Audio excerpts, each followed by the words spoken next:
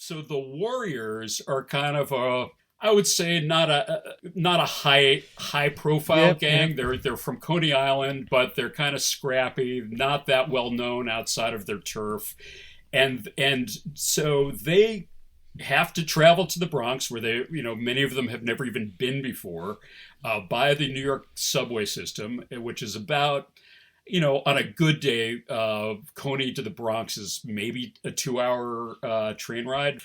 So they're riding the train up, and they're kind of nervous. They're wondering what this is like, if this is going to be a real deal. They never, Cyrus is kind of this mythical figure. And so they get to the conference, and, everybody's there. All these gangs, all of whom, or many of whom, have really kind of cartoonish outfits and colors. And right as Cyrus is making his pitch, his big speech to everybody, and everybody's getting into it, like, yeah, we can take this city over, Cyrus gets assassinated, and by a member of another gang, the Rogues, the Rogues, and so, but nobody sees who shoots him. After Cyrus is killed, there are all these cop cars like waiting, filled with cops waiting to pounce on the situation. So the cops run into this playground where the gathering is happening. It's complete chaos. Everybody's running in all different directions, trying to get out of there and not get arrested. And while this is happening, the leader of the Rogues says, the Warriors did it, and starts shouting, the Warriors, they did it. And great impression there, Don. Thanks. And so the Warriors leader, Cleon, is immediately set upon by several of the Riffs, who, essentially, I mean, as far as we know, they kill him, but they beat him down. And the Warriors don't know that they've been framed for this yet. They're just trying to get out of there. But so they basically have to make their way through all this hostile territory, because of course, now that Cyrus has been killed, the gang truce is off. So, any gang in any territory is fair game. And then as they make their way back to Coney, and they get split up and come back together, it's sort of like, meet at the Union Square subway stop. Like, that's where we get the last train back to Coney. As they make their way, they find out that they've been fingered, and that they've been and that not only are they going through hostile territory, but every gang in the city is looking for them. So this is the thing, like, how do we get back to Coney, in one piece, when there's basically a bounty on our head? It's a really tightly paced action film, lots of fist fights. Each step of the way, they come up against another gang that has a very colorful, or very... There's a flamboyance to everybody, isn't there? Yes, and or if not flamboyance, like the Lizzies, the all-girl gang, who are quite clearly an all-lesbian gang, although the Warriors are a little slow on the uptake on that one. Very slow on the uptake on that one. A couple of years ago, when Paul Thomas Anderson's film Licorice Pizza was released, everybody was referring it to as the film where everybody runs. Now, I believe nobody had seen The Warriors, because essentially everybody in this fucking film is running at all times, Dan. Absolutely. And there are definitely times where there's that great scene where the two guys from the Warriors are running. They're being chased by the entire Baseball Furies gang, and one of them, I believe it's Cowboy, says to Ajax, I'm not gonna make it." Like they're running, and he's just exhausted. And he's just like, "I can't do it." And Ajax says, "Good." Because he's ready to kick some ass. He's like, I'm sick of running. So then they square off against the Baseball Furies, who are really one of the most perhaps the most iconic gang from this whole film. Like, I think so. Are you partial to them for obvious reasons, Dan, the Baseball Furies? No, and that's the thing. Like people are like, ooh, the Baseball Furies. Like I remember as a kid thinking like, well, they're the scariest looking ones, and they're cool because they're in pinstripe baseball uniforms and they're swinging bats, but they have this sort of like somewhat of a Kiss makeup thing going on, But I just felt like guys with bats should be who look this scary should be way better fighters than they actually are. Like the Warriors waste them pretty quickly. And so it just, this is always my thing where every Halloween, people post pictures of the Baseball Furies or they go as members of the Baseball Furies. And I'm just like, man, that they're way more badass gangs in this film than the Baseball Furies. They're probably the most overrated group. I mean, maybe they're used to swinging the bats at balls rather than, it's that classic thing where they just take these ridiculous wild swings that anybody can duck under, knock them and take the bat away. So yeah, they're probably the most iconic looks wise. Like you mentioned Kiss, when one of the guy came on, I'm like, is that Paul Stanley? Is that the Star Child in the Baseball Furies? But like you say, they're not that much of a threat when you take out your kind of their appearance because they're not that good with a bat overall, are they? What we always like to do, Dan, on this podcast is contextualize a film within the era it is released. And this is 1979, Walter Hill. So in 1979, now this is an interesting year for cinema, and I'm sure you like many of these films. We have Monty Python's Life of Brian. We have The Jerk. We have Quadrophenia. I'm sure we're all Who fans here. We have the first Mad Max film. Yeah. We have Woody Allen's Manhattan. We have When a Stranger Calls. 1979 is a very strong year. We also have Apocalypse Now, which is one of mine and... But I was just about to say. Both me and Wayne love Apocalypse Now. It's one of our favourite joint films. In this year, we've got all these amazing films. Now, the year prior, or the film prior to The Warriors for Walter Hill, he released The Driver, starring Ryan O'Neal. Now, The Driver is a very important film within film history because it is taking the film noir aesthetic, it is modernising it to a degree in the 1970s. It's bizarrely, for a noir film, using a country and western soundtrack. Now, if we fast forward 40 years, Nicholas Winding Refn would make Drive with Ryan Gosling, which is a direct riff on The Driver by Walter Hill. Now, Walter Hill is a very important filmmaker, and I think there's a lineage here. You mentioned in this film, Dan, a moment ago, there's this all-girl gang called the Lizzies. Now, I don't know if the Lizzies would appear on screen if it wasn't for several years prior to this film. We had Jack Hill's Switchblade Sisters, which was delving into all-female gangs. Are you a fan of Switchblade Sisters? I am, yeah. And I think also we have to talk about the glut of women in prison films that were going on in the early 70s. All, which and Pam Grier. I mean, like badass women were definitely a part of the cinema iconography at this point. Yeah, and also we talk about 1979. You talk about badass women. Who was introduced in 1979? Ellen Ripley, because Alien came out in 1979 as well. That's right. So let's go back to 1965. And 1965 is important because Saul Eunuch wrote the book of this film. He wrote The Warriors, the novel. So he says he wrote this book as kind of a joke, and he only wrote the novel in 3 weeks. And essentially, now here's important for this film, and I think it contextualizes this film within 1979 even further. The novel, the Saul Eurich's novel from 1965, contains pretty much 0 white characters.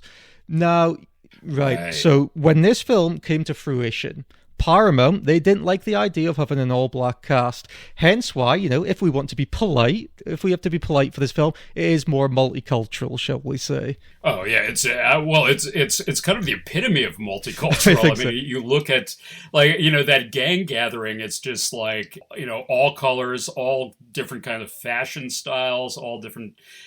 that's one of my favorite scenes in the entire film because it's just wow, what a great bunch of faces, what a great bunch of costumes. And apparently a lot of those people in the crowd in that scene were actual gang members.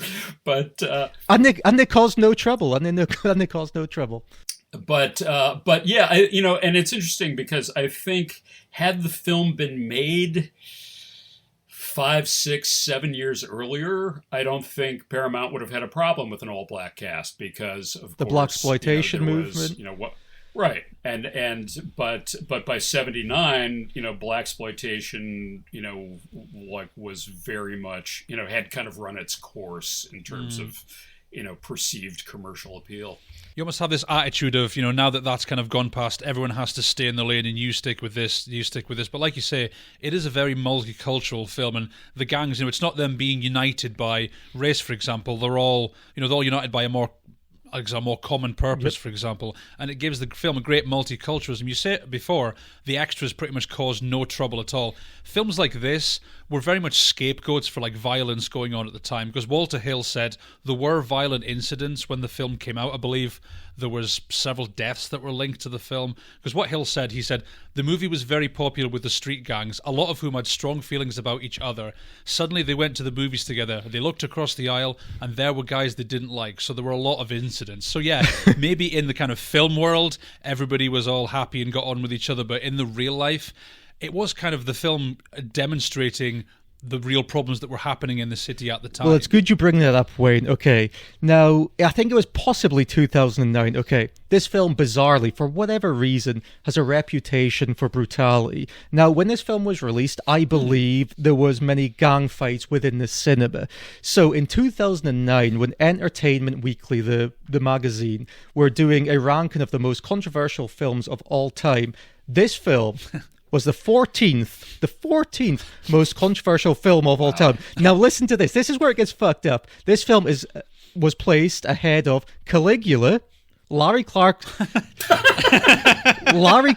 film Kids from the 90s, and now wait for it, because this is a film we've both done. Okay, this was placed more controversial than Deodata's Cannibal Holocaust.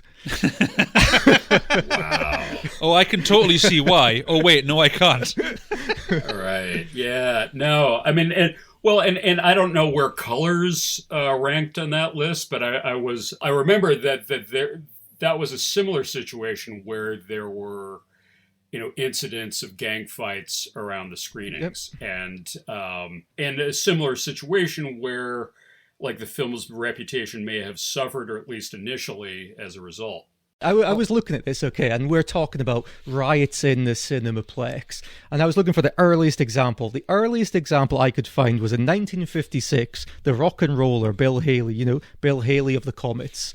Well, in 1956, he released a film called Rock Around the Clock, hence the song. Okay, well, a cinema in London was showing this, and it caused a riot where a group of teddy boys... Now, if Americans aren't familiar with the teddy boys, they're essentially the 1950s greasers, but they dressed better. So they were dancing in the aisles, they tore out the cinema seats. They essentially ruined the place. I just wanted to say, I think the film was actually Blackboard Jungle that used Rock Around the Clock as the theme song. Yeah. But yes, that's when this happened. But bizarrely, Dan, before rock and roll, the earliest incitement of a riot in a spectacle was at the ballet. The ballet, Dan. The Rite of Spring, Stravinsky. 1913. So we were right in 1913 for Stravinsky's Rites of Spring. Right, and then we had to wait for Bill Haley in 1956. I don't know how exactly you quantify how controversial a film is, because I guess everyone can kind of decide. To be fair, putting it 14th on any ranking is pretty bloody ridiculous. I think it's almost a case of when Liam and I talked about, I don't know if you've seen the movie done, Mysterious Skin. It was there was some kind of ban on it in Australia, and I even read a quote where it was made to seem that the people who were calling it for it to be banned hadn't seen the film; they'd seen the trailer. So with something like The Warriors, you get the sense that it was banned because someone heard about the synopsis. Somebody probably heard the word gang, they heard the word violence, they heard the word fight, whatever, and these reactionary people hearing these words and thinking this is not going to be acceptable, this is going to cause trouble. Right. So that's the strange thing. You watch the film. None of that is true, really.